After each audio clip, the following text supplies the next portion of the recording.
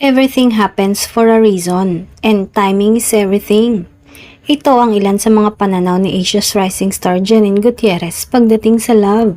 Sa mga nakaraang pag-ibig ni Janine ay alam niyang lahat ay may dahilan kung bakit kailangan silang maghiwalay at makaramdam ng rejections at maraming missed opportunities.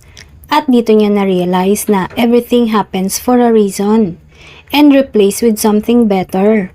Ibinahagi din niya na pag may tao kang ginugusto, dapat pareho kayo ng paniniwala na mga gustong gawin at ng mga pangarap sa buhay. Inilarawan din niya na ang taong 2024 niya ay maganda at super saya dahil maraming mga super unexpected na pangyayari na pinangarap niya lang noon at nangyari tulad na lang ng kanyang love life ngayon.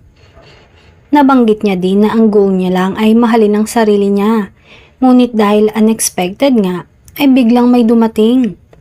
Malinaw na ang inilalarawan niya dito ay ang biglang pagdating ng aktor na si Jericho Rosales sa buhay niya. Nagpapasalamat din siya sa pagdating ng aktor dahil naging masaya siya at super thankful siya sa taong 2024.